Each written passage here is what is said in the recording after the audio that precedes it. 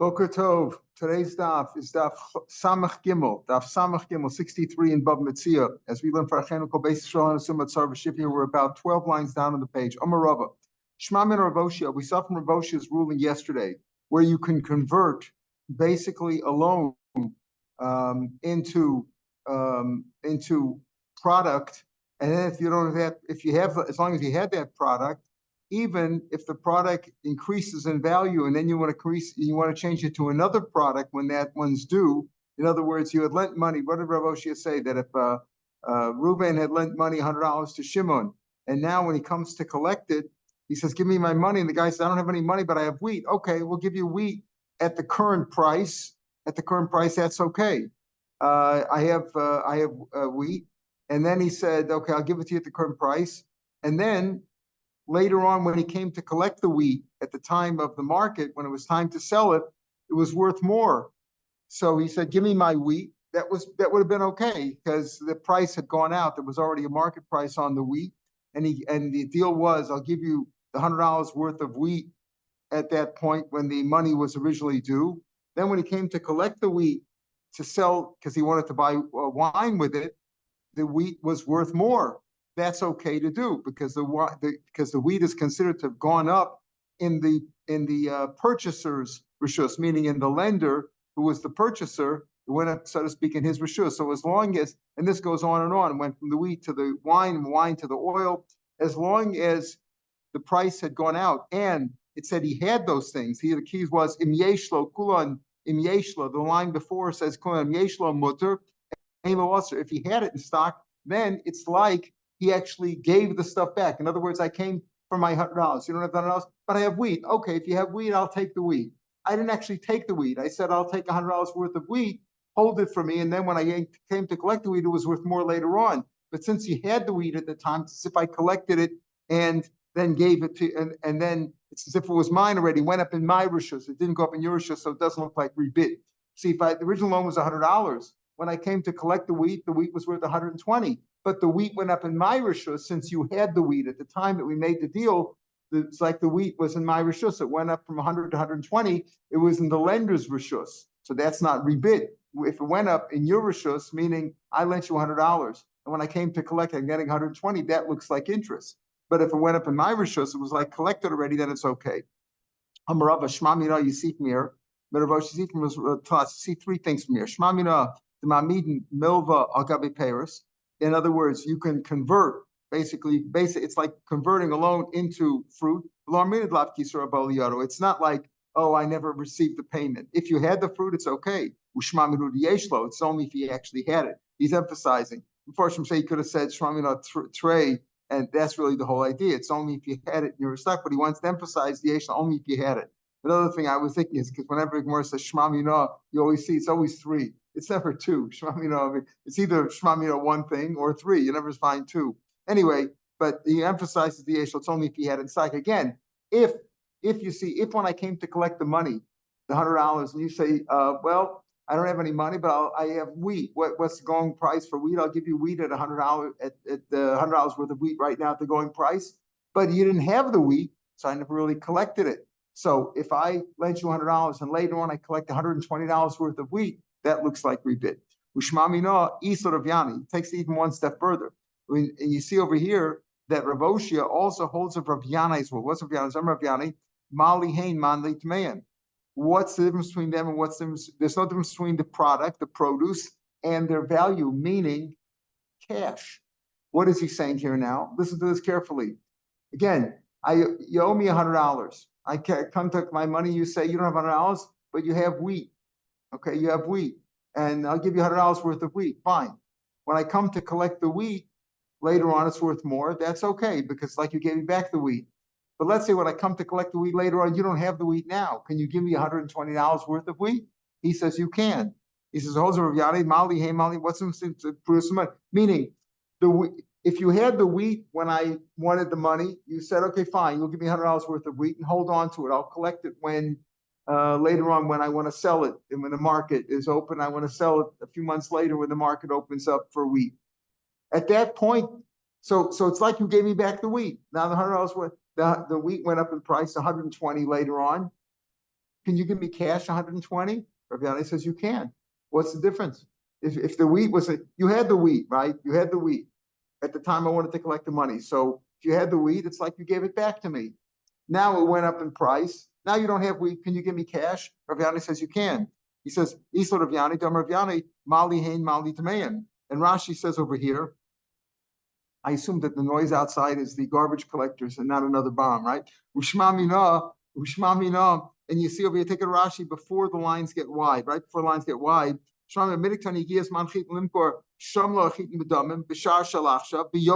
worth more now when he's coming to collect the wheat. And then he says, Yain Keshar Shalach, to use the wine, whatever the wine is right now. Price. You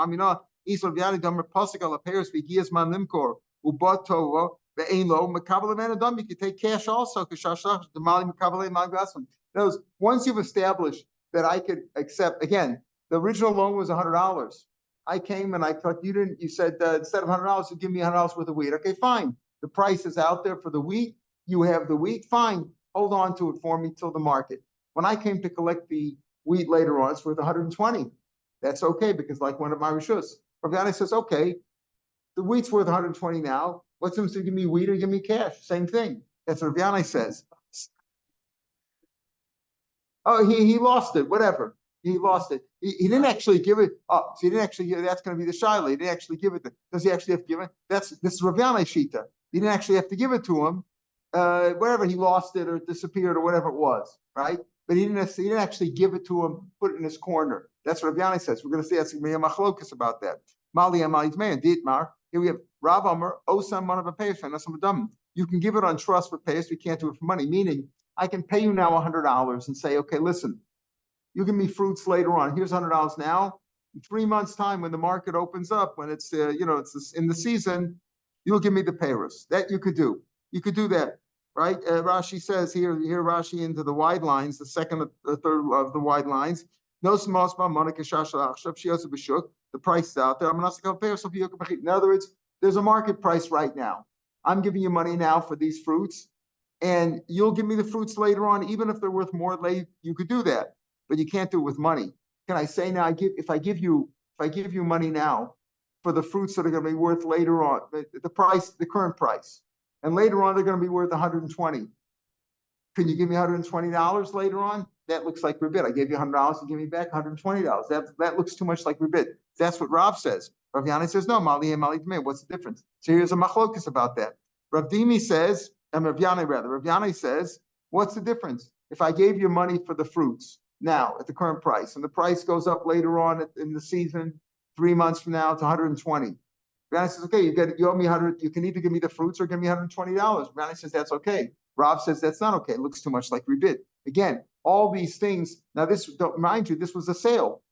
This was a sale. We're going to make a big difference between a loan and a sale. Now, Rav Oshia was actually talking about a loan. I lent you $100, came to collect it. You said you have week back and forth. If you have it in stock at the time, that's okay because it's like you gave me back my loan. It's like you returned the loan, and then I lent it to you again, et cetera, et cetera. That you could do. But Rav Yanai is talking about really. He says he holds a Rav Yanai, but Rav Yanai is really talking about a sale, and it's a little bit of a stretch really because this third thing that he says, the Shmamina, that he holds a Rav Yanai, that what? And when I come to collect it, you can give me wine at the lower price, and he's sort of extrapolating. He's saying again, right where the lines get wide in Rashi.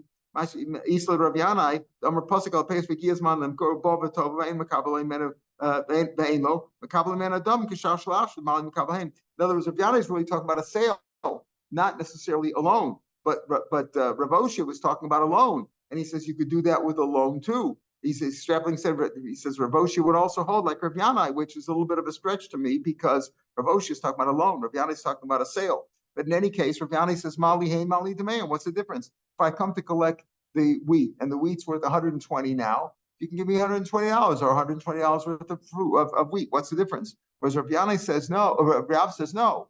If I gave you $100 for wheat, which was worth $100 worth of wheat at the time that I gave you the money, and later when I come to collect it, it's worth 120, and you give me back $120. That looks like I gave you $100 and gave me back 120. That looks too much like interest. Whereas Rav Yanai says no, it's okay to do that. So you see a machlokas about that. Again, when it's not ribis ksutza doraisa that we've learned, ribis where it's a loan, I'm giving you a loan, I'm giving you $100, you got to give me back 110. That's also meant a Torah, and as we sort of Lazar holds, if I collected it, you can demand it back in court.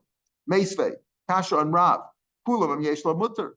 Now, Rav Oshia says you have a kasha on Rav in all these cases. From Rav Oshia's case, we're asking kasha on Rav now. Rav Oshia, I guess, was a Tana. Rav was also a Tana, but he said kulam yesh lo mutter, only if he has it. Only if he has it. Here you say over here, Rav says, why not?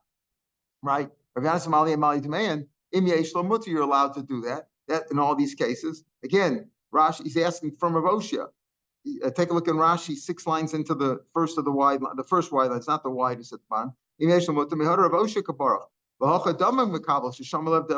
said, what's the wheat worth now? 120. Fine, I'll give you $120 worth of wine at the current price. Later on, the wine went up, right? It's worth more. So it's like he's getting money. So it seems that way. It seems like from Rav Oshia, like you can give money back also. Why? Because when I said what Rav Oshia's case was where the wheat was worth 120 now, he says, okay, instead of the wheat, I'll give you wine at the current price. So what do you mean giving him wine? You're converting the wheat to wine. Basically, I'm giving you $120 back. Same thing. So it's mashma. No, that's different over there. That's speaking about bishamoshach. They're speaking about what Michael said. There, the lender actually took the wheat. He actually took the wheat. I have wheat. He made a mashich on it. If he took the wheat, of course it's his.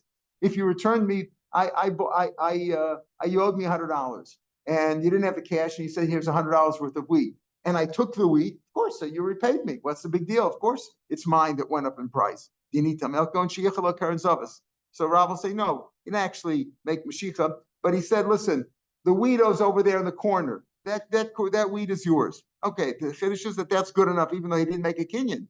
But that's good enough. It's like you returned it. Shmuel Amar, Shmuel says, I'll give you a different answer. Hamani Rabbi Yehuda, that goes like Rabbi Yehuda, the Amar Tzadach Ribis Mutter. Rabbi Yehuda holds, he's makel, and he says, listen, ribis, in many cases, and when it's done like in a sale form, it's not always ribit. For example, we'll see the Tanya. Aresha, it's not always ribit. In other words, it may be ribit. When it may ribit, it may work out to be ribit, it may not work out to ribit, then Rabbi Yehuda says that's okay. The Tanya, Aresha, you owed me $100. Also, say, I'll tell you what, you owe me $100, and you said to me, listen, you don't have the money now, but you'll sell me your field for $100. You'll give me the field. Now, what happens here effectively? The money I gave you was a loan, right? You owe me $100, but instead you gave me back a field, and you said, listen, if you can't pay me back, here's the field. So what's the status of the field? It's like a sale. I gave you $100, you gave me a field, right? You gave me a field. So, but if you pay me back the $100 later on and get your field back, your field was like a collateral, right? Like a mashkanta, like a mortgage. So now, during this time that I have your field, we don't know if you're going to pay me back at the end or not. If you don't pay me back, it's my field, right? I bought it. Am I allowed to eat the payros? I'm the purchaser effectively. The lender becomes the purchaser. LP, remember that. The lender becomes the purchaser. If I eat the payros meanwhile, and eventually I keep the field, is there a problem with rebid over here?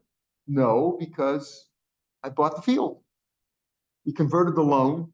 You gave me the field. Fine, so it's my field. Let's say, though, eventually I hold the field for a year or whatever, and then you come up with the money, you return the money to me, and I give you back the field. Now, if I ate the payros, what is that?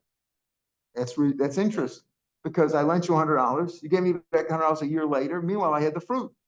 So are you allowed to do that? So that's machlokes.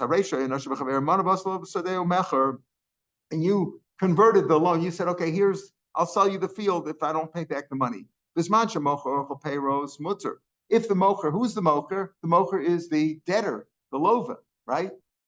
You're the one who's selling me the field. You're the one who borrowed the money. That's okay. If you're eating the payros, that's fine, because there's no ribbit involved. Lokecha payros aser. Says the Tanakama, though, if I'm the purchaser, I'm the lender and I'm the purchaser, right? If I'm eating the payros, that's a problem, because it could be ribbit. If it turns out later on that you pay me back the money and I give you back the field, but I I gave you $100. You gave me back $100 plus I had all the fruit. That's interest. Pardon? Okay, so that's the issue. We don't know. It may work out to be mine, may work out to be yours, depending if you pay me back. Rabbi Yehuda says no. Even if I eat the payros, that's okay, because it's not for sure rebit. It's only going to be rebit if you pay me back, but you may not pay me back. That's called sadech rebit. It may work out, it may not work out. That's not it. Rabbi Yehuda says that's mutter. We don't necessarily hold that way, but that's what Rabbi Yehuda holds, that it's mutter in a case like that, because it doesn't not necessarily going to work out to be rebit. And Rashi in the widest lines here says, take a look at Rashi in the first of the widest lines at the end of Rabbi Yehuda, the Amar, it's not a loan. Was a sale effectively, because we converted the loan into a sale. Now, in this case also, in our case, if the payros go up in value, in other words, the issue was, how could you say, if you said Rav Yanai holds that what's the difference if you pay back with money or with cash? Well, it depends. If the fruits go up in value, if the wheat goes up in value and you pay me back in cash, then it's like rebit. I gave you $100, you gave me back $120 cash, right? Let's say you gave me though the fruits, the produce. I say fruits, the produce. I gave you $100, and what? You gave me back. You say you don't have $100, but you have wheat, and the wheat went up in price, but you gave me the wheat. You gave me $100 worth of wheat. The wheat might have gone up in price, but it was the same wheat that we made a deal on. It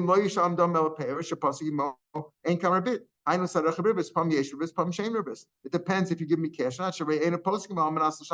deal was not to pay cash. The deal was to pay back produce. If you give me back the produce, that's okay, because I lent you $100. We converted that. You said you'll give me the wheat instead. We agreed on the price. That was the market price then. The wheat might have gone up, but it's the same wheat effectively, and therefore that would be okay. But if you pay me back cash is already a problem because it looks funny. So Rabbi Yehuda though holds that that's okay, even though it may work out, it may not work out. Just like the case of a sale, may work out, may not. That's okay. Rabbi Yehuda told the Tanakama, what do you start? There was a story, Bitas ben Zon Maisa, but Bitas ben Zon of a wealthy man. He also sold his field effectively to somebody. I guess he had borrowed money and he converted he told, I'll give you the field instead. In that case, the lokech ate the payros. Meaning, who's lokech? The purchaser. That would be the lender. Oh yeah, and you see, it was okay. Amulo, they said to him, Misham, you can't prove from there. Misham Raya, it's different over there. There, the debtor is eating the payros. In other words, he had the story a little bit wrong. He had heard the story. It wasn't like there was a fight about the story, but he heard that Bitas Mizonim had made his field into a sale, converted. He had borrowed money. And instead of paying it back, he gave him the collateral of the property, which may have remained in the lender's reshus, and he would be a person, but we don't know. So he says that wasn't the case. The lender wasn't eating the produce anyway. There it was the seller, meaning the debtor, the lova, was eating the payros over there. So he couldn't prove from there. But we have a machlokas here. So Rav will say, and apparently we go like Rav, that you can't really give money for produce and then get back money at the higher price. That looks too much like rebit. Rav Yanai disagrees. When we ask a kasha from Rav Oshia, it's mashma that way. So he said either Rav Oshia's case was Karen Zavis, or that's a sheet of Rav Yehuda. Rav Yehuda says if it only works out to ribis in one way, not the other way, then it's okay. But Rav doesn't necessarily hold that way. My binayu, and I think our Mishnah also wouldn't agree with that, because the Mishnah says only if you have the things in stock, otherwise it doesn't look good. So, and even Rav Oshia was only saying if you have it in stock, if you have it in stock, it's like you returned it. But this that we're jumping, that when Rava says, Rava is the one who jumped from Rav Oshia and says, you see from Oshia that you can convert a loan from money into produce, and you don't say, well, you didn't get it back. It's like you got it back if you had it in stock. And he holds a Rav Yanai that it makes a difference if you gave back money or cash. Rav Yanai says that, but Rav doesn't necessarily agree. My binai, what's the difference between Rav Yehuda and Rav in this idea of what tzarach bris? That's the machlokas over here, where it may turn out to be rebit, or may not turn out to be rebit. If at the end you pay me back my loan and you take your field back and I ate the fruits, that would be rebit. But if at the end I keep the field, so it was a sale. It was a sale. I gave you $100. You gave me the field. I can do what I want with the field. I can eat it.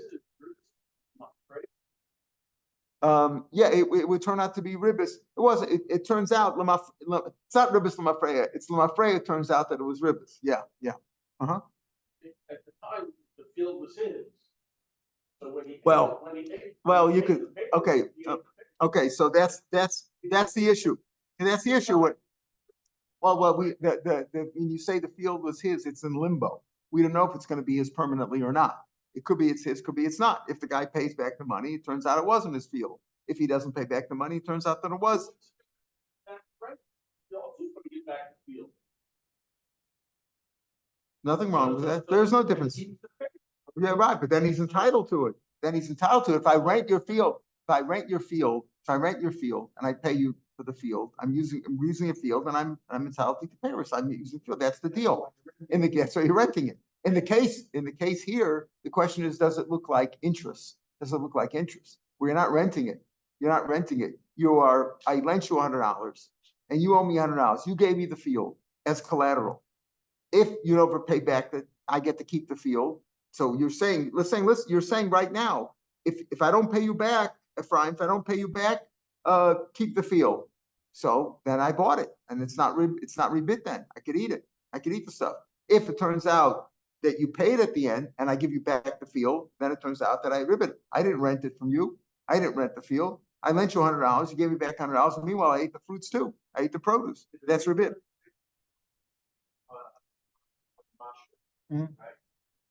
Right. Is the lender allowed to use the mashal? Okay, so yes, he can.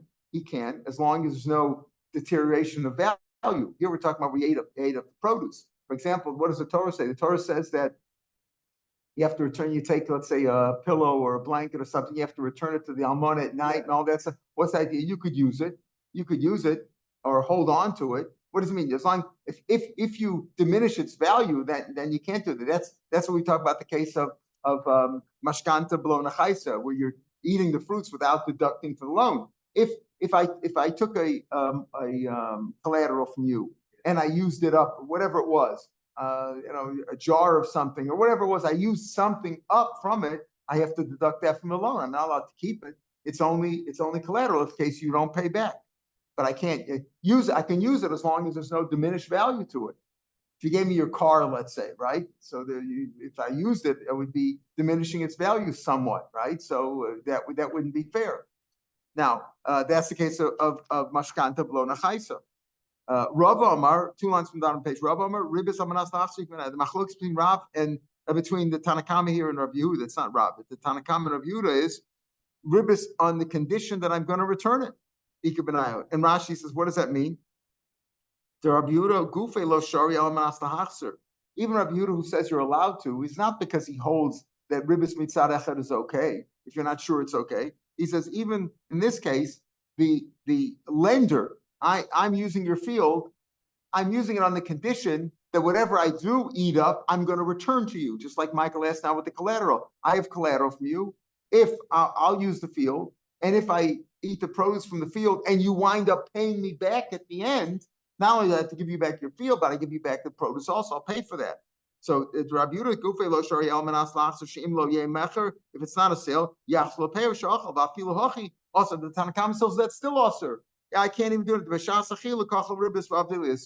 Tanakhama holds that at the time that I'm eating the produce, I can't do that. It's like I'm getting rebid. Even if at the end you're going to pay me back, even if at the end I'm going to give you back the field and the fruits, I still can't do it right now. So that would be that their Rabbi Yehuda is not saying such a big chiddush, and the Tanakhama is saying a big chiddush, that even if I'm willing to put it back later on, I can't do it right. I can't do that. Even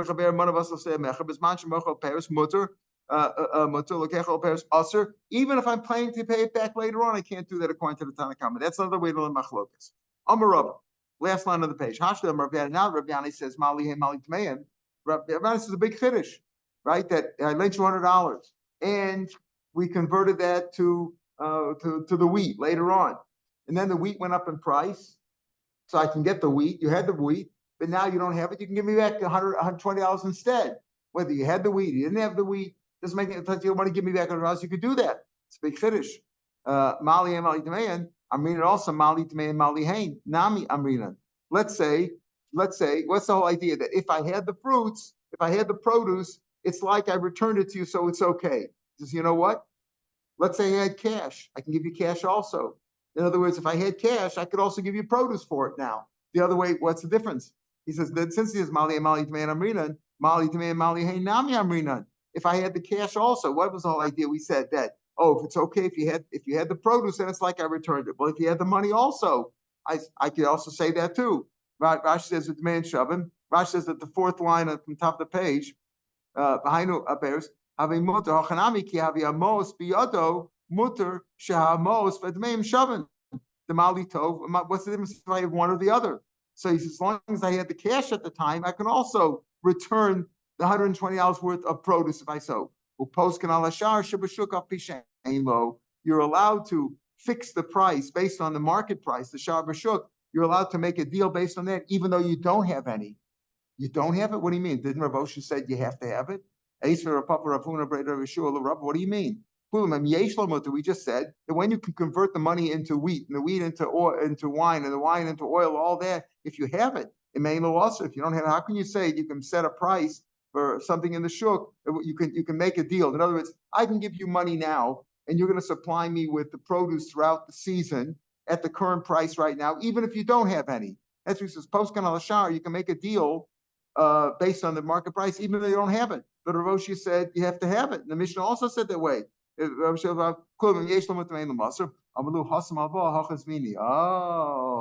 that's where it's a loan. Where it's a loan, on a sale, there's no such thing as interest, right? A sale is a sale. I sold you something, you paid for it. What's the interest? Whatever you charge, we charge. I can't charge you more. I can't defraud you. Oh no, and all that. But a sale, there's no interest there. When there's a loan, and then you have a problem. It looks like interest. So he says, you know what? If it's a loan, then you have to, and you want to convert it into some other product. If you have the product, that's okay, because it's like you returned to me the loan, and then I lent it to you again, etc. And then the price went up. You gave it back to me, and I gave you that item, and that price, and that went up. But if it's a sale, there's no problem with that. I could tell you, listen, what's the market price now for cheese or whatever, for grain? This is the market price. Okay. I'm going to give you money right now. That's the market price right now. Later on in season, 3 months from now, it's going to be worth more. That's okay. That's okay. What's the ribbit? There's no ribbit. I didn't lend you anything. I was a sale, it was a purchase. So he said, that's what he says. Rav Yana is really talking about a purchase. That's why the first thing that Rav said that you see from Rav Osha that he holds Rav Yana, a little bit of a stretch.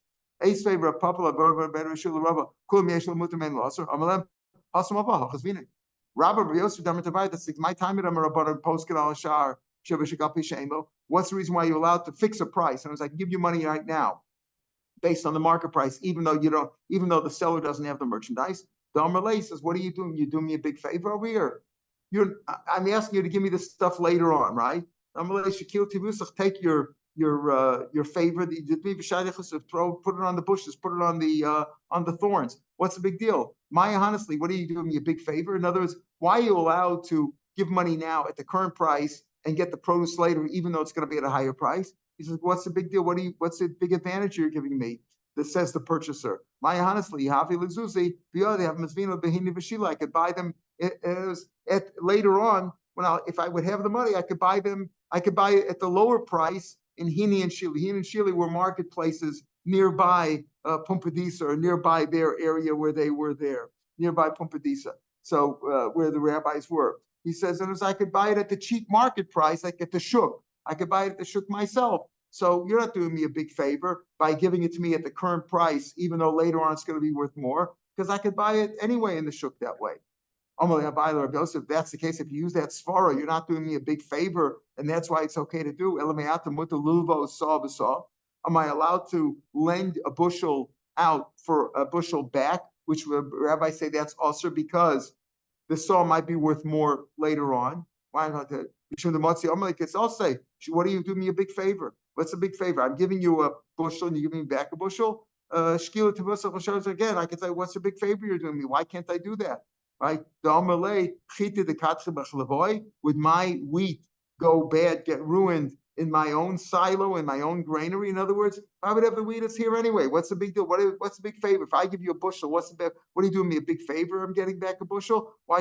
You're not doing me a favor anyway? So why shouldn't that be mutter also? Just like you say, if I give you money now at the current low price, I can get it back 3 months later. You'll give me the produce when it's higher price later. Why? Because you're not doing me a big favor because I could take the money and buy it at the cheaper markets anyway. It's different over there. That's a loan over there. Again, when you lend something and you get something back, you have to be concerned, are you getting back more? That's the idea. Am I getting back more? If it's a loan, am I getting back more? So we saw in the Mishnah and from Roshia, even when it was a loan, if you have the item that you want to convert the loan into something else. If the guy has that item, so it's like he returned it to me. It's like he gave it to me and I'm lending it back to him again. So by a loan, we have to be concerned about it. By a sale, not. Rav Oshia, the case of Poskin al Shar, Shabashikap Bishainlo, and that what Rav Yanni was speaking about was a sale. A sale is okay because what's the big deal? I'm giving you the money now at the current price, and you're going to give it to me in season 3 months from now. Even if you don't have any of that stock right now, that's okay. Because what are you doing me a favor? You give me a stock later when I could buy it cheaper, so I could buy it at the current price in other places also right now. I could buy where they actually have it in stock right now. So that's okay. But if it's a loan, it looks differently. It looks like ribbit. So you're still doing me a favor. Why? Because you have to give money to the broker. In other words, if you have to buy it on his own, he'd have to pay the broker each time that he wants to buy some. There's a cost there too. Okay, so he gave him that also. And he gave the broker that. He gave him the broker's fee too. So he's in addition to giving him the money right now at the low price that it's at now, he gave him broker's fees. You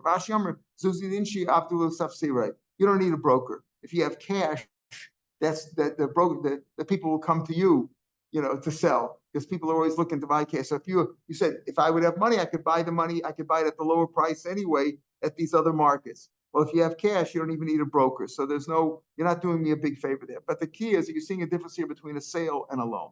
Let's say I gave money right now at the early price. Harifa means the early price, meaning there's a price now in the market, and I'm giving you money now for the produce that you're going to give me later on. That's the current price. If there's an established price, that's okay. Even so, the person who purchased it has to show up at the granary to collect it. So Slamai, what's the purpose? If to make a kinyan and halakha, and he didn't make a kinyan. He didn't make a mashiach on it yet. He has to show up at the granary to make sure the deal's a deal. He's not making a kinyan on it. Maybe you'll say that the seller cannot go back on the deal. What does that mean? If the seller goes back on the deal, he'll get a mishapara, because since there was no kinyan yet, you can go back on the deal. There's no deal till you make a kinyan. So maybe it's so that the seller, remember, even if the seller took money, but money that does not acquire movables. So maybe it's so that the seller will only get a mishapara if the purchaser shows up at the granary. So it's even if he doesn't show up, I made a deal, we shook hands, I gave you cash at the current price, and we said you're going to give me the produce later on. If you go back on the deal, you're going to mishapara anyway. Why do I have to show up at the granary? There's low mishapara. It's really just to get a mishapara. But what? Whoever gives money at the early price, usually the Beit Trade plus he usually gives money to a few different people, because maybe one person cannot guarantee that he's going to be able to supply all the supplies. Usually they buy from several different sellers. If he shows up at the granary, then the seller realizes he shows up that he's serious and he's going to supply it. Below, and if he doesn't show up, the seller could say, I'm not going back. Amina, the Ashkapir, the Shapiro Mididi. The reason you didn't show up, so I thought maybe you found the better looking payers at some other seller. The shakas, and you took those, and the money that you gave me, you'll expect back.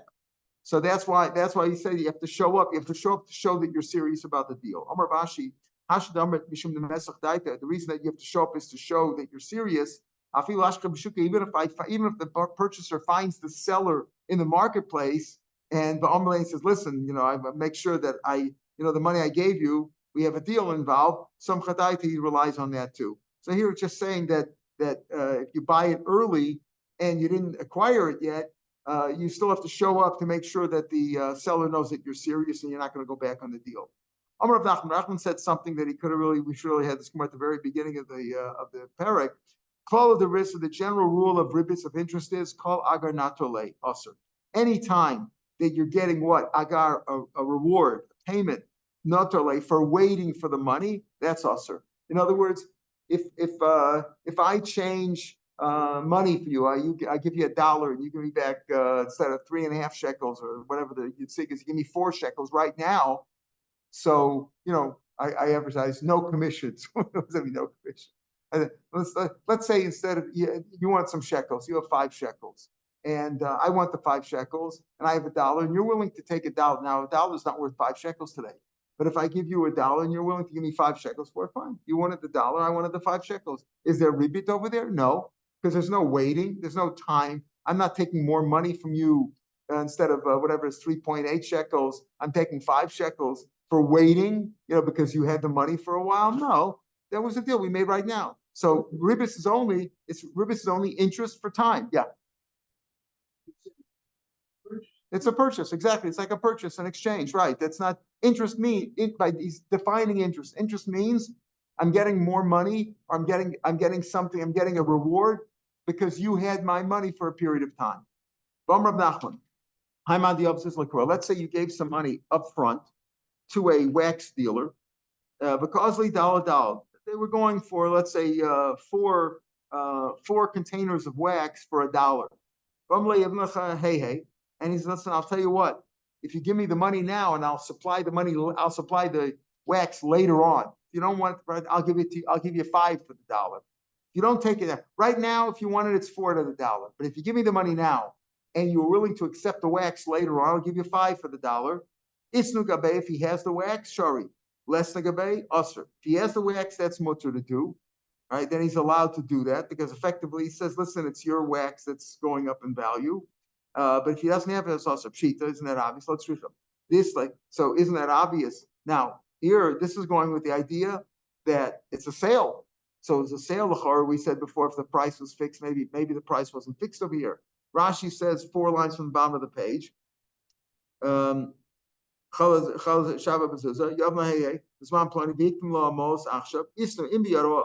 he has it, he doesn't have it, right? He needs money. So he says like this: if he has it, you're allowed to do that. If he has it, he just doesn't have the key or he can't get to it right, and you're allowed to. If he doesn't have it, it's also cheats. It's like this masa. The wax dealer himself has purchased from wholesalers the wax, but it's in their storage places. He has credit. In other words, he's paid for it already. Just to have Ma'udasema keeping this Ashrad Masa since he has credit in the city, meaning he's paid for other wax already. He just doesn't have it in stock yet. That's Ka'adshi of a B'ni Yadshi. It's as if he's sold something. He's, listen, I have it. My son has to bring it home, or until I find the key, and it's like I have it. It's like Kamashmon, keeping the message since it hasn't been collected yet. Come on, listen, it's not. It's like he doesn't have it. So here you see that even if apparently the price is set, right? The price was 4 containers for $1, and he says if you accept later on, you're going to get 5. You can't do it. If he has it, fine, you can do that. But if he doesn't have it, you can't do it. So here, we're going with the idea that even if it's a sale, it's not. You can't do it because it doesn't have. That sounds like more like our Mishnah when originally it was a sale, and if he doesn't have the wine, you can't do it. So this sounds more like our Mishnah, not like Rav Yanai. Let's say I borrowed some money from you. I found a little extra money there. You said you're giving me $100. And when I count the money, see there's $102 there. So what's the extra $2? If it's like something that could have been a mistake, I got to read it back. If it's not something that could have been a mistake, maybe you gave me a little extra. You gave me a $2 bonus, whatever. You gave me $2 as a gift. So how can you know? If a guy made a mistake, then you have to give it back. If it wasn't a mistake, you could assume that the guy who lent you the money gave it to you as a gift. How do you know if it's a mistake or not? I'll tell you why. If the mistake was like with a $10 note or a $5 note, in other words, if he was giving to, let's say he gave me $100 in tens. They gave me $10 bills, right? But I see there's 11 there. That could have been a mistake. You might have miscounted, right? Might have been 11, right? If there's 11, give me $110, 120, might have been a mistake like that. That's a mistake. You miscounted. Two of the bills got stuck together. Well, it's the $100 bills, or they stick together a lot easier than I like the Israeli money doesn't stick together as much, right? So he says yes, besides that, the different size bills, if you go to a bank in America and ask for a bunch of bills, they stick together more. It's hard. So you got to be very careful. So if it was taken tens or fives, he gave an extra 5 or an extra 10, that was a mistake. You got to return it. If it was, he gave you, let's say he gave you 10 tens and there was $2 there besides that, 2 singles. That's not a mistake. He gave it to you as a gift. That's what you can tell. What happens if you know that the guy who lent you the money, he's a money lender, he's a mafioso, he's not going to give you gifts. It's not a gift. What do you say there? Maybe he stole it from you.